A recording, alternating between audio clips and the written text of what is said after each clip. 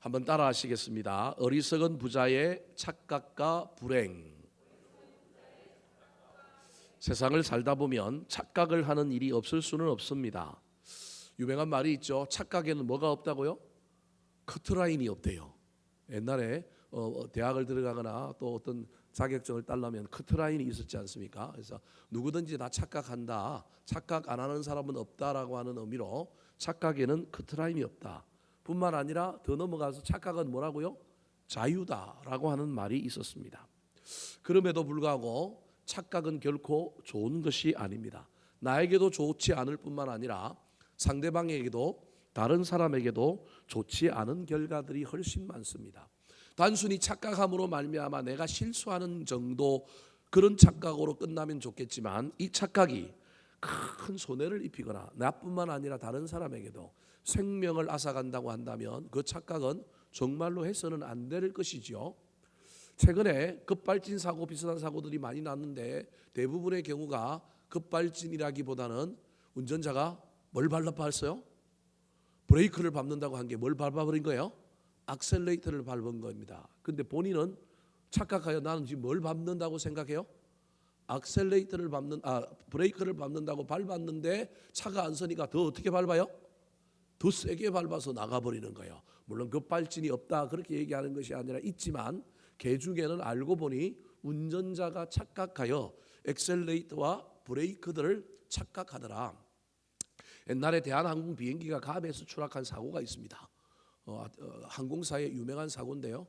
그 사고가 났던 이유는 자동 항법 장치라고 기장들이 착륙할 때 되면 여러분 그 화면을 보고 그냥 자동 항법에 맞춰놓고 착륙하는 것이 있는데, 이게 관제사가 교신을 할 때 뭐라고 얘기했냐면 오늘 전자자기의 간섭이 심하여 그 자동 항법 장치는 안 된다라고 얘기를 했는데, 이 비행기 기장이, 부기장도 마찬가지고 기장이 오면서 안 된다라는 걸 알고 왔는데 관제사가 이야기해 주니 이번에는 안 된다가 아니라 뭐라고 들은 거예요? 된다로 들은 거예요. 비행을 할 때 감공항에 자동 항법 장치가 안 되니까 우리가 수동으로 착륙해야 된다, 이걸 고지를 받고 왔단 말이에요. 그런데 이제 착륙하기 직전에 감 현지 관제사가 자동 항법 장치가 안 되니 조심하시오라고 이런 의미로 안 된다고 알려줬는데, 이 사람이 자기가 착각하여 듣기로는 뭐라고 들은 거예요? 기장이 된다라고 들은 거예요. 그래서 무심코 자동 항법에 딱 놓고 그냥 내려왔는데 고도 차이가 엄청난 거예요. 고도가 뭐 한 1000m, 2000m 있는 줄 알았는데 알고 보니까 비행기가 땅을 향하여 어떻게 하고 있는 거예요? 쿵 받고 내려가는 거예요. 뒤늦게 수동으로 전환해 보니까 늦어버려서 감에서 대한항공 비행기가 추락해서 한 20년도 다 돼갈걸요. 엄청난 사고가 있었던 경우가 있습니다. 착각이 문제였던 것입니다. 한 사람의 착각이 수백만 명의 사람을 비극에 빠뜨리고 엄청난 손해를 끼치는 경우들이 허다합니다.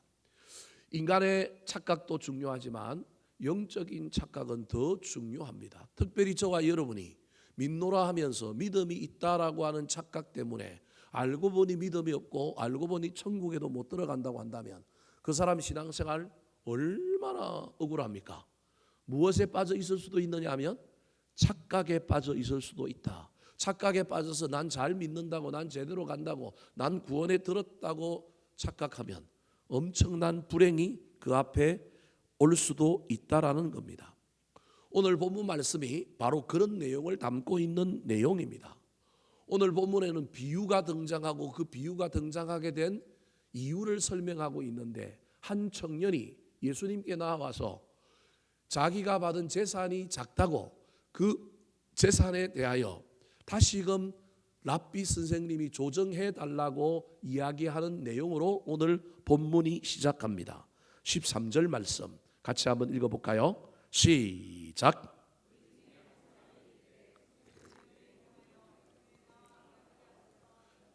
자, 저게 형인지 동생인지 정확하지가 않아서 여러분 성경에 보면 각주가 달려있고 우리 성경은 형으로 표현했지만 다른 성경으로는 동생으로도 나온다라는 겁니다. 왜 그렇게 각주를 달아놨느냐 하면 이런 의미입니다. 지금 형이 고대에는 3분의 2, 두 몫을 가지고요. 동생은 몇 몫을 가지느냐 하면 한 몫을 가지는 거예요. 그러니까 전체가 세 몫이라고 보면 되죠. 그래서 형은 3분의 1을 가지고 동생은 얼마를 가진 거예요? 3분의 1을 가진 거예요. 그러면 문자 그대로 의미하면 3분의 1 받은 동생이 억울하다. 왜 형은 두 몫을 받아야 되느냐? 그런 의미로 랍비였던 그 당시 재산의 분쟁 관계가 생기거나 사회생활에 어려운 일이 생기면 유대인들은 랍비에게 나와서 일종의 재판, 정식 재판은 아니지만 어떤 영적인 건의로 조정을 해달라고 하는, 우리나라의 민사조정 뭐 이런 거와 비슷한 그런 기능을 했던 분들이 랍비인데, 예수님에게 이 사람이 나와가지고 지금 얘기를 하는 거예요. 그렇다면 문자 그대로 보면 이런 의미가 될 수도 있는 거예요. 첫 번째로는 형이 두 몫 받은 게 배가 아파서 이건 부당합니다. 아무리 율법에 그렇게 정해져 있을지라도 나도 똑같은 아들인데 우리 반반씩 반땡 합시다. 그런 의미로 이야기했다라고 할 수도 있습니다. 근데 또 다른 하나는요, 그게 아니라 그러면 욕심을 지금 누가 부리고 있느냐 하면 동생이 부리고 있는 겁니다. 그런데 오늘 본문에 예수님께서 이렇게 요구하는 이 청년에게 내가 그런 거 조정하는 사람 아니다 그러면서 그 청년의 마음에 뭐가 들어있다고 예수님은 진단했느냐 하면 너 욕심이 들어있다. 삼가 탐심을 뭐하라고요? 물리쳐라 라고 이야기하면서 오늘 비유가 나오는 거예요. 그래서 오늘 본문의 주된 핵심은 탐심인데, 이 탐심을 이야기하면서 누가 등장하느냐 하면 어리석은 부자가 등장하는 거예요. 분명히 두 몫과 한 몫이라고 하는 법이 정해져 있었는데 그 법이 부당하다고 동생이 억울하다고 이야기하면, 우리 예수님의 표현에 의하면 그 동생의 마음속에 지금 뭐가 들어있는 거예요? 탐심이 들어있는 거예요. 또 다른 해석도 할 수 있는 거예요. 그래서 저 형이라고 하는 단어에 각주가 달려있어서 동생이라고도 달려있는 이유는 뭐냐 하면 형이 무엇을 했느냐 하면 두 몫을 가졌는데 동생의 3분의 1 몫까지 지금 뭐 한 거예요?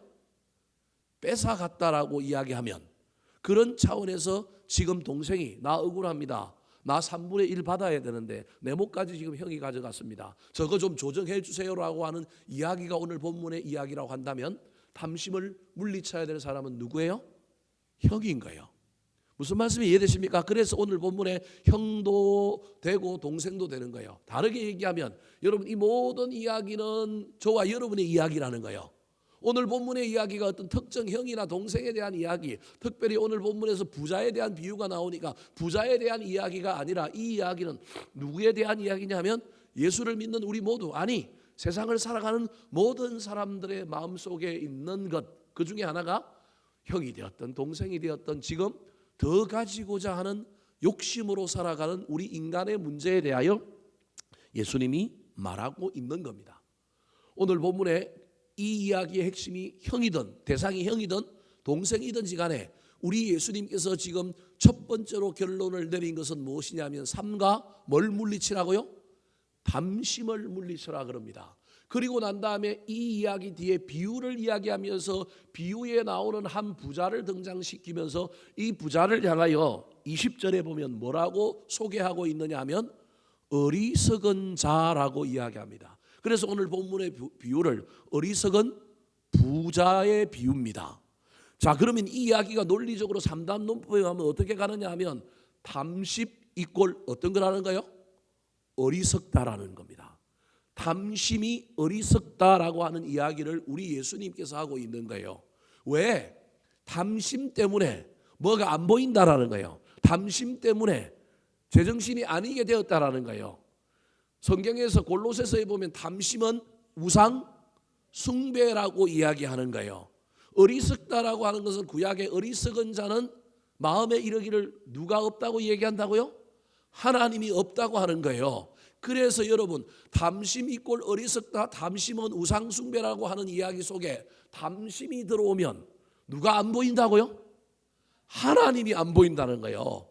그래서 성경은 구약과 신약에 줄기차게 이야기하고 있는 건 우리 단순히 그냥 욕심이 담심인데 욕심 부렸는데 하나님은 그 욕심을 우리가 잘 관리하지 못하고 잘 제어하지 못하고 우리 속에 있는 욕심을 자꾸 쫓아내지 못하면 이 욕심은 궁극적으로 우상 숭배에 이른다. 그 말은 우리가 뭐 우상을 특정하게 놓고 막 숨긴 것이 아니지만 우리는 단순히 욕심 조금 부렸을 뿐인데 그 욕심이 하나님을 사라지게 한다. 하나님을 보이지 않게 한다. 하나님 대신에 무엇을 섬기느냐 하면 욕심을 섬기게 됨으로 말미암아 그 사람은 우상 숭배에 빠졌고 고로 그 사람은 어리석은 자, 특별히 구약에서 어리석은 자는 구원을 얻지 못하는 자, 이렇게 이야기한다라는 거예요. 그러면서 오늘 본문에서 부자의 비유를 통하여 너희들은 이 부자처럼 살지 말라.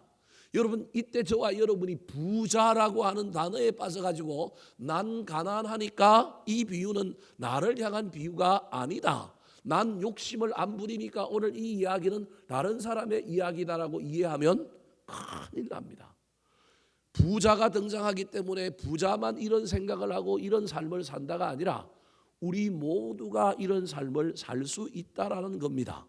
사랑하는 성도 여러분, 오늘 본문의 비유에 등장하는 부자가 어떤 착각에 빠져 살았는지, 그리고 그 착각이 가져다 불행이 무엇인지에 대하여 살펴볼 때 우리는 착각하는 자가 아니었으면 좋겠습니다. 특별히 착각은 내가 머릿속에서 어떤 관념, 어떤 고정적인 것, 선입견이 있기 때문에 우리가 생각을 그렇게 하는데, 이 선입견이 죄와 탐심이라든지 거룩지 못한 것이기 때문에 하나님이 우리 머릿속에, 우리 삶 속에 있어야 되는데 그것이 없게 된다면 우리는 필연적으로 큰 비극을 경험한다는 사실을 기억하여 이 비유에 나오는 부자와 같은 저와 여러분의 삶이 되지 않게 되기를 우리 구주 예수 그리스도의 이름으로 축원합니다.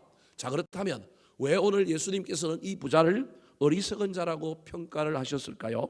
도대체 어떤 착각에 이 부자가 사로잡혀 살았기 때문에 우리 주님은 어리석다고 말했을까요? 첫 번째입니다. 따라하시겠습니다. 생명이 물질에 넉넉한 데 있는 줄 알았습니다.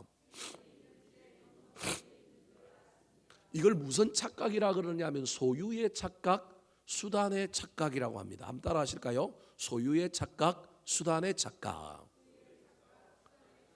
직설적으로 얘기하면 행복은 물질에 있다라고 착각한다는 겁니다. 여러분, 이게 착각이 아니라 진리로 여기는 사람들이 얼마나 많은지 모릅니다. 예수를 믿어도 이것을 진리로 받아서 그대로 쫓아다니는 사람들이 많습니다. 세상은 모든 사람을 이 착각에 빠지게 합니다. 소유 이꼴 뭐라고요? 행복이다. 이게 소유의 착각입니다. 행복에 이르는 데 필요한 수단, 도구, 통로가 뭐냐 하면 물질이다.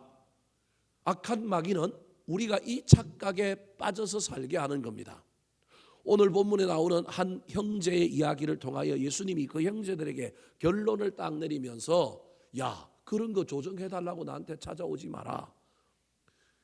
사건이 어떻게 됐는지, 형이 욕심부려서 동생을 뺏어갔든지 아니면 동생이 형이 두번 빠진 것에 배가 아파서 더 달라고 하는 것인지는 알 수 없지만 둘 다 뺏어간 놈도 안 뺏어갔는데도 불구하고 내가 3분의 1목 받은 것 때문에 비교함으로 더 달라고 하는 두 사람도 그 마음속에는 뭐가 들어있다? 탐심이 들어있다. 그 탐심의 이유는 그거 안 가지면 죽을 것 같고 그거 안 가지면 행복하지 않을 것 같아서 지금 행복의 대상이요 행복의 주인인 예수께 와가지고 예수님에게, 저와 여러분이 하나님을 믿으면서 하나님께, 하나님이 우리의 모든 것의 통로가 되고 하나님이 우리를 행복하게 해주시는 분이라고 하는 걸 착각하고 그걸 잊어버리고 우리는 하나님이 주시는 복에 목을 매달고 있고 그 복이 우리를 모두가 행복하게 해줄 거라고, 그래 하나님으로 기뻐하고 하나님 때문에 행복하는 게 아니라 하나님이 주시는 것 때문에 행복해갖고 하나님은 눈에 보이지 않고 뭐만 보여요? 주는 것만 보이고 흔히 우리가 교회에서 좋아하는 복만 보인다고 한다면 이 사람 자신도 모르는 사이에 무엇에 빠져 살고 있다고요? 착각에 빠져 사는 겁니다. 제가 여러분에게 암만 이렇게 얘기해도 여러분 머릿속으로는 그래도 돈 많은 게 좋지, 물질이 우리를 행복하게 해줄 수 있지. 여러분, 이게 막한 마귀가 우리에게 끝까지 우리를 세뇌시키고 우리를 붙들고 있는 겁니다. 돈, 많으면 편리하고 좋습니다. 그런데요, 돈은 양면성입니다. 있어서 좋기도 하지만 있는 것 때문에 불안하고요, 있는 것 때문에 싸움이 나고요, 있는 것 때문에 범죄하기도 합니다. 그래서 돈은 가치 중립적인 것이고, 그 돈을 어떻게 쓰느냐, 그 돈을 통하여 우리가 어떻게 하느냐, 더 나아가서 궁극적으로 내 인생의 행복은 하나님께로부터 온다, 소유가 아니다. 돈이라고 하는 건, 물질이라고 하는 것은 하나의 수단일 뿐이다. 저와 여러분이 이 사실을 알았으면 좋겠습니다. 그래서 오늘 질문한 이 어떤 사람에게 우리 예수님께서 결론적으로 하고 있는 말씀이 15절입니다. 같이 한번 읽어볼까요? 시작.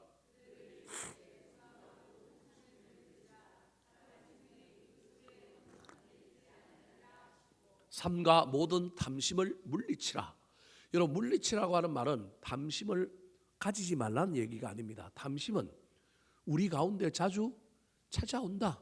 그런데 그 탐심이 잠깐 있다가 가는 건 괜찮고, 조금 우리 마음속에 탐심이 있어서 그 탐심 부리는 건 괜찮지만, 탐심이 자리를 차지하거나 탐심이 우리의 주인 되면 안 되기 때문에 뭐 하라고요? 물리치라는 겁니다. 저와 여러분이 예수를 믿어도 귀신이 찾아옵니다. 찾아오지만 귀신이 주인 되면 돼요, 안 돼요? 안 돼요. 그래서 귀신은 뭐 해야 돼요? 대적하고 물리쳐야 되는 거죠. 탐심 부리지 말라는 얘기가 아닙니다. 어떻게 욕심 없이 살 수 있습니까? 저와 여러분이 욕심을 부리기도 해야 합니다. 그런데 내가 그 욕심이 지나쳐서 나도 모르는 사이에 욕심이 내 안에 완전히 자리 잡고 욕심이 주인되어 있지는 않은지, 욕심이라고 하는 것이 꼭 물질만의 욕심이 아니라 여러 욕심들이 있는데 그 욕심을 내가 제어하지 못하고 있지는 않은지 잘 살펴봤으면 좋겠습니다. 사람의 생명이 그 소유에 넉넉한 데 있지 않다. 저 말을 다르게 바꾸면 사람의 행복이 그 소유에 넉넉한 데 뭐하지 않느니라? 있지 않느니라. 사랑하는 성도 여러분, 행복의 수단 중에 하나는 소유일 수도 있습니다. 그런데 늘 수단은 여러분 잘못 사용하면 문제가 생긴다는 사실을 기억해야 합니다. 할 수만 있다면 소유가 아니라 저와 여러분에게 행복이 많아졌으면 좋겠습니다. 일을 열심히 하고 돈을 버는 거 뭔가를 이루면서도 저와 여러분이 늘 고민해야 될 건, 이게 내가 왜 하고 있지? 이거 하는 이유가 뭐지? 뭐 하려고 한다고요? 행복하려고 하는 겁니다. 그때 저와 여러분이 때로는 행복을 위하여 멈추고, 행복을 위하여 손해보고, 행복을 위하여 좀 희생하기도 해야 되지만, 그럼에도 불구하고 그것이 지나치고 있다면 생각해 봐야 합니다. 행복하기 위하여 내가 불행하다? 그것도 말이 좀 이상한 거예요. 행복하기 위하여 너무 계속하여 불행하기만 하면 안 되는 거예요. 행복하기 위하여 불행하기도 하고 때로는 참기도 해야 되지만, 더 많은 경우에 행복하기 위하여 그 가는 과정도 어떻게 해야 될까요? 행복해야 합니다. 행복해야 합니다. 잘 기억하셔야 됩니다. 이걸 저와 여러분이 잊어버리면 안 됩니다. 그래서 대학 들어가면 연애하면 돼. 대학 들어가면 행복할 거야? 근데 대학 들어갔는데 행복해요? 안 행복해요? 안 행복합니다. 저와 여러분이 늘 모든 삶의 행복을 누리면서 모든 가정을 다 그렇게 만족하며 살 수는 없지만 기억하셔야 됩니다. 어떤 하나가, 어떤 것이 내 인생의 모든 것을 해결해 줄 수 있다라고 생각하는 것, 그건 착각입니다. 그것이 나를 궁극적으로 그렇게 만들지 않을 수도 있습니다. 이것만이 모든 일의 해결인 줄 알고 달려갔는데 가보니 그게 아닌 인생은 얼마나 비극인지 모릅니다. 그러므로 저와 여러분은 가정 속에서도 무엇을 느껴야 되느냐 하면 행복을 느낄 수 있어야 합니다. 그러므로 물질은 자본주의 세상에서 행복한 사람이 생명을 넉넉하게 하는데 필요불가결한 도구지만, 그것에 너무 우리가 심취하거나 너무 마음을 빼앗겨서 그것이 우리의 주인 되게 하는 것, 큰일입니다. 저와 여러분이 혹시 이 착각 속에 살고 있다면 빨리 하나님 앞에 나아가서 우리 주님이 주시는 놀라운 은혜로 말미암아 새로워졌으면 좋겠습니다. 두 번째, 오늘 본문에 나오는 이 부자, 비유에 나오는 부자가 어떤 착각을 하며 살고 있었을까요? 따라하시겠습니다. 영혼의 주인이 자기 자신인 줄 착각했습니다. 이 착각을 두 번째로는 뭐라고 이야기하느냐 하면 따라하실까요? 주인의 착각, 중심의 착각. 자, 이 부자가 문제인데 이 부자에게 지금 뭐가 있다고 이야기하냐면 탐심이 있어서 탐심 때문에 첫 번째 온 착각이 뭐냐 하면 소유의 착각, 수단의 착각에 빠졌다라는 겁니다. 두 번째로는 이 부자가 탐심 때문에 뭐가 안 보이느냐 하면 탐심이 자기 안에 쭉 오고 나니까 하나님이 자기 인생의 주권자 주인이어야 되는데 누가 주인이라고 자꾸 생각한다고요? 내가 탐심을 가지고 내가 뭔가를 소유하고 뭔가를 이루고 오니까 내 인생의 모든 문제의 해결자는 누가 주인이라고요? 내가 다 할 수 있다라고 하는 주인의 착각에 빠져 있고요. 중심이 어디로 와 있느냐 하면 자기 중심이 너무 확고한 거예요. 인간이 자기 중심적이죠. 이기적이죠. 안 그럴 수 있나요? 그럼에도 불구하고 너무 철저하게 주인이 하나님이라는 걸 까먹어 버렸고 자기가 뭔가를 이루고 달려오다 보니 이 부자는 지금 자기 힘으로 다 됐다고 착각하고 있을 뿐만 아니라 모든 것이 자기 중심적이라는 겁니다. 자, 19절 말씀 같이 한번 읽어볼까요? 시작.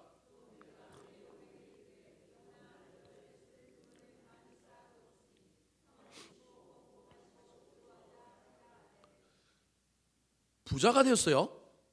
부자가 되고 나니까 이제는 뭐라고 얘기하느냐 하면 자기 안에 있는 자기 영혼에게 먹고 뭐 하자고요? 마시고 즐기자. 현세적이고 쾌락적입니다. 현세적이고 쾌락적인 것이 나쁜 것은 아닙니다. 그런데 우리 인간은요, 육신을 입고 있는 존재지만 영적인 존재입니다. 영혼이 평안한 것, 영혼이 자유한 것, 여러분 우리가 만들 수 있는 건 아닙니다. 우리는요, 주식이 조금만 오르고 내려도요, 날씨가 조금만 이상해도요, 우리는 뭔가 조금만 염려가 생겨도요, 우리는 불안해하는 사람입니다.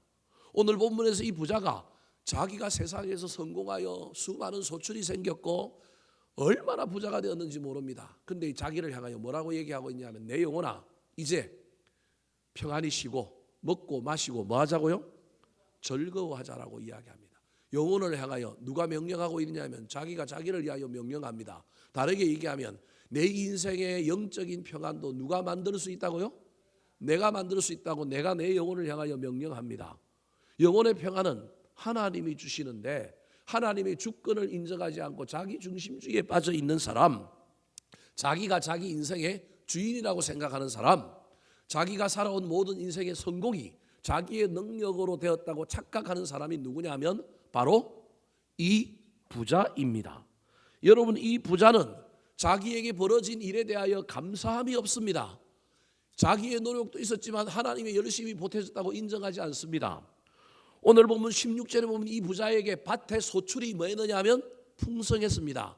밭의 소출이 풍성했다고 하는 의미 속에는 자기가 열심히 농사지어서 됐지만 때를 따라 여러분 서리가 와가지고 그 채소들을 다 얼어붙게 만들지 않고 바람이 잘 불어가지고 생육이 잘 되고 비가 적당히 오고 햇빛이 잘 비춰줌으로 말미암아 이 채소가 잘 자랐는데 자기가 비료 주고 자기가 물 줬기 때문에 자랐다고 착각합니다. 여러분 이게 우리 인간입니다. 저와 여러분이 출세를 하고 저와 여러분이 뭔가 잘 되고 목회를 제가 열심히 해서 뭔가 이루고 나면 반드시 이게 하나님의 은혜로 된 것임에도 불구하고 좀 더 양보한다 그러면 하나님과 내가 연합하여 합작해서 만들었는데도 불구하고 이거 누가 했다고 자꾸 착각해요? 내가 했다고 생각하는 거예요. 밭의 소출도 누가 주셨느냐 하면 하나님이 주셨습니다. 이 소출이 많아짐에 따라 이 부자가 그 다음 한 행동이 뭐냐 하면 곡간을 만드는 겁니다. 이 많은 걸 어떻게 해야 될까? 옳거니 내가 아이디어를 내자. 그래서 그가 아이디어를 낸 게 뭐 짓는 거요? 곡간 짓는 거예요. 그리고 그거 막 넣어 놓은 거예요. 얼마나 부자예요. 그런데 여러분 곡간을 지키게 해주신 분이 누구예요? 하나님입니다. 여러분 곡간 해놨는데도 지었는데도 그거 안 지켜주시면 어떡할 거예요? 그런데 우리는요, 우리가 이루어 놓은 것 그거 유지되는 걸 하나님의 은혜라 하나님의 뜻이라고 저와 여러분이 잘 모르고 착각하며 삽니다. 더 나아가서 이 부자는 방금 읽었던 것처럼 영혼의 평안도 하나님이 주셔야 되는데 누가 만들 수 있다고 착각하는 거예요? 내가 만들 수 있다고 착각하는 거예요. 이렇게 자기 중심주의와 그 다음에 자기가 주인이라고 생각하고 살고 있는 이 사람 눈에는 지금 누가 없느냐면 하나님이 없습니다. 무엇 때문에 이렇게 되었느냐 하면 더 많이 가지고자 하는 욕심이 주인이 되고 나니까 하나님은 사라져 버려서 자기 중심성과 자기가 주인이라고 하는 착각 속에 변화는 없고 다시 돌아오면 없고 계속해서 더 나아가는 거예요.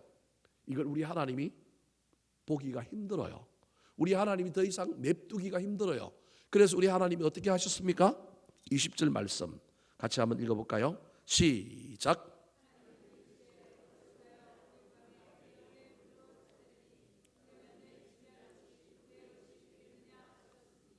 이 어리석은 자야, 오늘 밤 내 영혼을 뭐하리라? 도로 차르리라.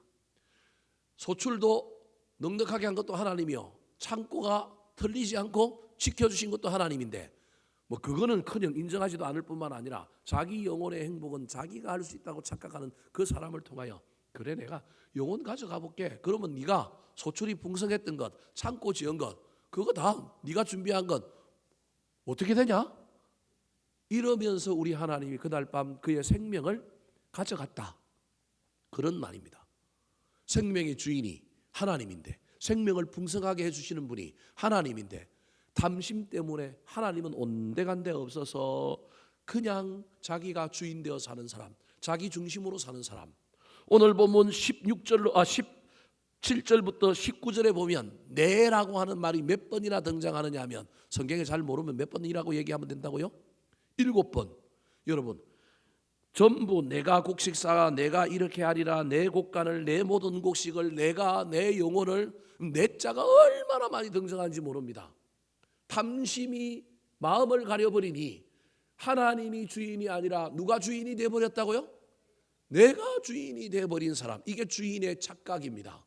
사랑하는 성도 여러분, 저와 여러분이 무엇 때문에 주인의 자리를 하나님께 넣어드리지 않고 그 무엇이 내가 주인 되어 살고 있음에도 불구하고 하나님이 주인이라고 하는 것을 모르고 착각하며 살고 있지는 않은지 잘 살펴보는 저와 여러분이 되기를 예수님의 이름으로 축원합니다.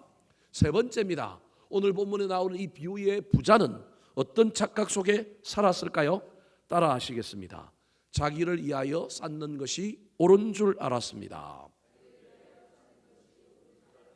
자, 이 착각을 무슨 착각이라 하느냐 하면 따라 하시겠습니다. 사명의 착각, 목적의 착각. 여러분, 우리는 많이 가지는 것이 목적이 아닙니다. 높이 올라가는 것이 목적이 아닙니다. 많이 가지면 뭐 할 거냐? 높이 올라가면 뭐 할 거냐? 직분이 목적이 아니라 직분 받으면 뭐 할 거냐? 여러분, 이게 있어야 합니다. 이거 없이 부만 탐하고 높이 올라가려고만 하고 뭔가를 이루려고만 하면 큰일 납니다. 이룰 때 쾌감이 있습니다. 올라가면 도전하여 뭔가 성취했다라고 하는 자긍심이 있습니다. 그런데 올라가는 것만이 목적이 되면 안 됩니다. 여러분, 현 시대를 한번 보시기 바랍니다. 현 시대는요, 뭔가를 이루는 것이 행복이라고 이야기하고 그 이루는 것을 향하여 돈을 쓰고 뭔가를 열심히 하라고 세상 사람들에게 꼬드기고요.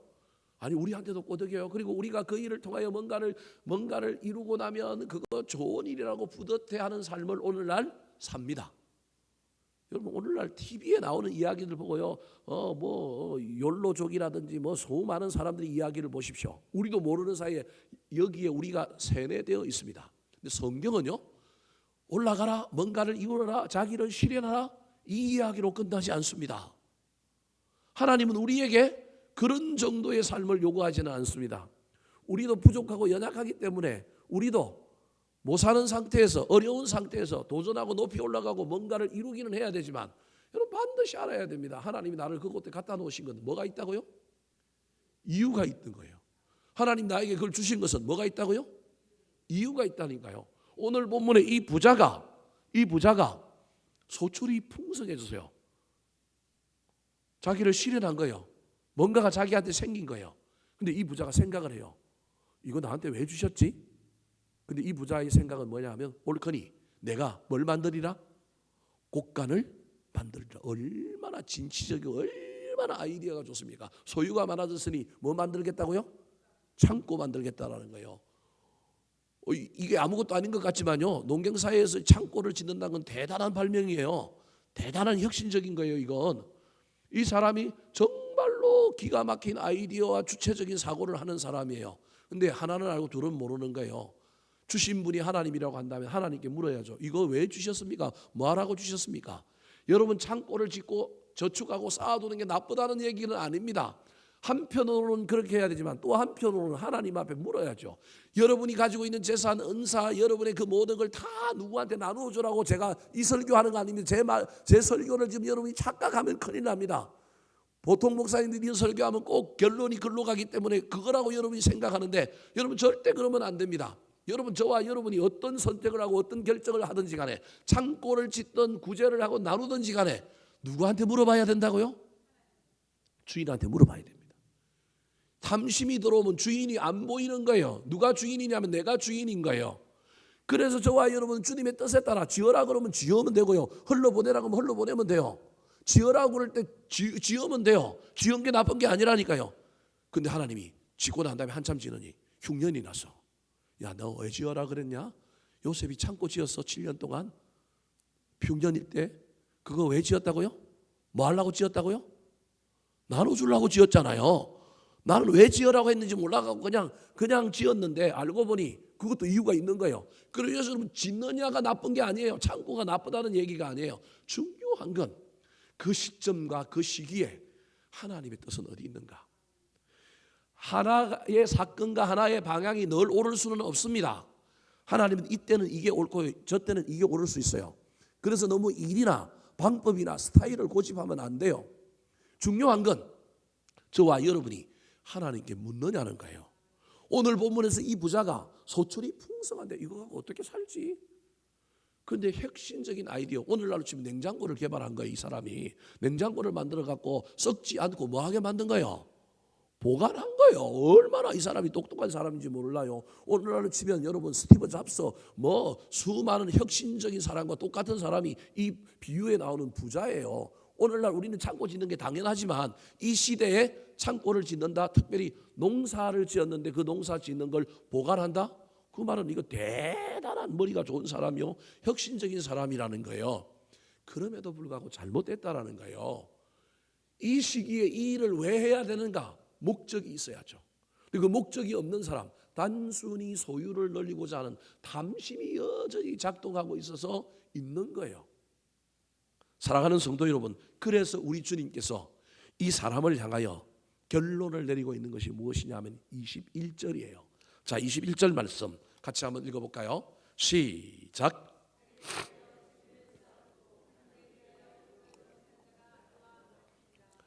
자기를 위하여라고 하는 단어와 하나님께 대하여라고 하는 단어가 오늘 저 21절이 결론인데 아주 중요한 대조를 이룹니다. 자기를 위하여 사는 사람이 아니라 누구를 대하여 사는 사람이라고요? 하나님을 대하여 사는 사람. 그런데 자기를 위하여 사는 사람은 쌓아놓고 있는 사람이고 하나님께 대하여 사는 사람은 뭐 하는 사람이라고요? 부요한 사람이라는 거예요. 부요한 사람. 부자가 아니라 뭐 하는 사람이라고요? 부요한 사람. 저 요자가 뭐냐면 부자인데 풍요, 누릴 요자예요. 풍성하게 누리고 있는 사람이 누구냐 하면 바로 이 부자여야 된다라는 거예요. 근데 그가 그렇지 못한 거예요. 하나님께 대하여도 부요하지 못하니 사람에 대해서는 당연히 부요하지 못하는 삶을 사는 사람이다.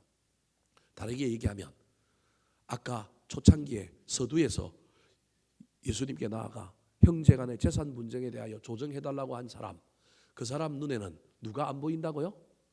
하나님을 대하는 사람이 아니에요. 누구를 위하여 사는 사람이라고요? 자기를 위하여 사는 사람이라는 거예요. 어쩌면 형이든 동생이든 부족함이 없는 사람, 받은 것만으로도 잘 살 수 있는 사람인데 더 가지려고 하는 뭐가 있다고요? 탐심. 없는데 가지는 욕심. 그거야 뭐가 나쁘겠습니까? 인류의 역사는 욕심의 역사입니다. 그래서 우리는요 때로는 욕심을 부려야 됩니다. 근데 오늘 본문에 예수님이 뭐라고 얘기하고 있냐면 지금 이 재산 분쟁에 휘말려 있는 형제들을 향하여 너 그거 없어도 살잖아. 너 그거 없어도 사는데 왜 달라고 그러느냐. 동생은 형한테 달라고 그러고요, 형은 동생한테 동생 거 뺏어가서 살고 있고요. 예수님이 지금 그 얘기하는 거예요. 그냥 우리가 가지고 있는 소시민적인 욕심에 대하여 이야기하는 것이 아니고 욕심이 지나쳐서 뭐가 됐다고요? 탐심이 되는 거예요. 남의 걸 탐하는 거지. 그거 없어도 뭐 할 수 있다고요? 살 수 있다라는 거예요. 그거 없어도 살 수 있는데 욕심을 부리는 거예요. 그런데 그렇게 욕심을 부리다 보면 누가 없다고요? 하나님이 없다라는 거예요. 어떤 삶을 사느냐 하면 썩게 되는 쌓는 삶을 사는 거예요. 좋은 의미의 쌓는 것이 아니라 썩게 되는 쌓는 삶을 살게 될 것이다. 그렇게 말하고 있는 것입니다.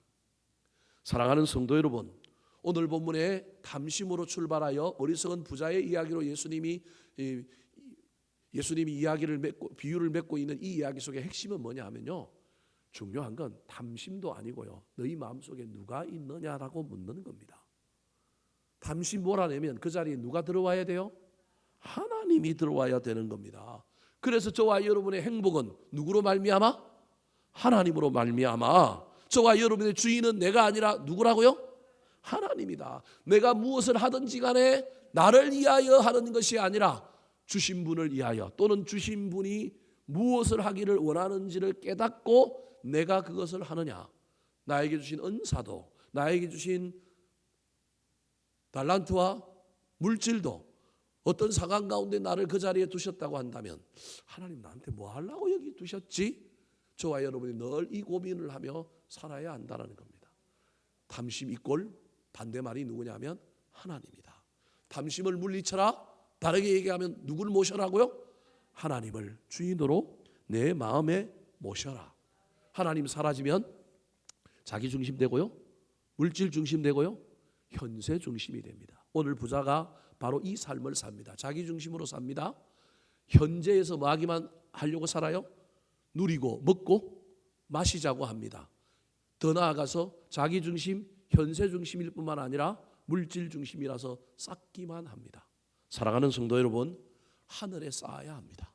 할 수만 있다면 저와 여러분은 이 자아 중심을 넘어서야 되고 현세를 넘어서 저 천국까지도 바라봐야 될 뿐만 아니라 물질이 아니라 그 물질을 통하여 하나님 나라를 우리가 더 드러내고 하나님의 영광을 돌리는 데까지 나아가야 되는 것입니다. 이 착각에 빠졌던 이 사람, 우리 하나님이 그 생명을 가져가 버렸습니다. 결과는 그는 어디에도 못 들어간 거예요? 천국에도 못 들어간 거예요. 그 영혼은 이제 평안한 게 아니라 여러분 꺼지지 않는 불 속에서 고통 가운데 있게 되는 것입니다. 착각이 이런 엄청난 문제를 가져옵니다. 우리는 착각해서 핸드폰을 그냥 냉장고에 넣어놓고 안경을 썼는데도 제가 제 아내한테 안경 어디 있냐고 물어볼 때도 있습니다. 이 정도 착각은 애교이지만 사랑하는 성도 여러분, 저와 여러분이 신앙생활하면서 믿음과 관련하여 늘 점검해야 될 것은, 특별히 착각하면 안 되는 것, 내 안에 하나님 있는가? 내가 누구를 주인으로 살고 있는가? 내 삶의 방향과 목적이 무엇인가? 여러분 늘 점검해야 합니다. 이것이 바로 오늘 본문의 이야기라고 하는 사실을 잘 기억하여 이 말씀을 저와 여러분의 남은 생애에 늘 어떤 사건, 어떤 상황 가운데 떠올려서 지금 내 안에 하나님이 있는가? 주인이 누구인가? 내가 주인은 아닌가? 나는 지금 이런 처지와 상황 속에서 무엇을 하기 위하여 이것을 하고 있는가? 이걸 하라고 하신 이유는 뭔가? 늘 떠올려서 발견할 줄 아는 저와 여러분이 되기를 예수님의 이름으로 축복합니다. 한번 따라 하실까요? 어리석은 부자의 착각과 불행. 생명이 물질에 넉넉한 데 있는 줄 알았습니다. 영혼의 주인이 자기 자신인 줄 착각했습니다. 자기를 위하여 쌓는 것이 옳은 줄 알았습니다.